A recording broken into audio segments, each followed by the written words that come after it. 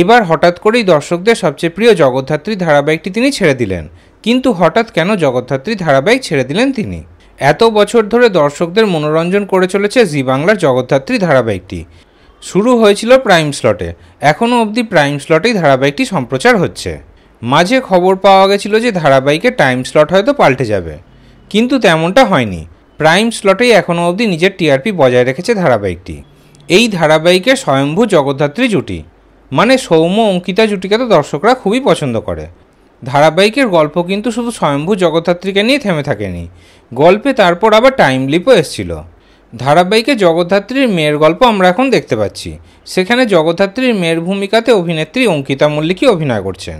ধারাবাহিকের প্রতি সপ্তাহের এই দারুণ দারুণ চমকে ধারাবাহিকটি প্রতি সপ্তাহে কিন্তু দুর্দান্ত টিআরপি দেয়।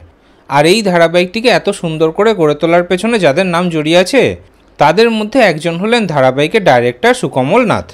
এই ধারাবাহিকটি এতদিন ডাইরেক্ট করছিলেন সুকমল নাথ, কিন্তু এবার ধারাবাহিকটি ছেড়ে দিলেন তিনি। নিজেই সোশ্যাল মিডিয়াতে পোস্ট করে এই বিষয় জানিয়ে দিয়েছেন কিছু ব্যক্তিগত কারণে এই ধারাবাহিকটি আর ডাইরেক্ট করতে পারবেন না তিনি। সোশ্যাল মিডিয়ার পোস্টে তিনি সব কিছু জানিয়ে দিয়েছেন। জগদ্ধাত্রী ধারাবাহিকে সবাইকে ধন্যবাদও জানিয়েছেন। তিনি জানিয়েছেন যে আগামী দিনে আবার অন্য কোনো ধারাবাহিক ডাইরেক্ট করবেন তিনি, তবে জগদ্ধাত্রী ধারাবাহিকটি আর ডাইরেক্ট করবেন না। তাহলে এর ফলে কি আগামী দিনে জগদ্ধাত্রী ধারাবাহিকে টিআরপি কমে যাবে? সেটাই এখন বড় প্রশ্ন। তাহলে এই পুরো বিষয়ে আপনাদের কি মতামত কমেন্টে অবশ্যই জানাবেন।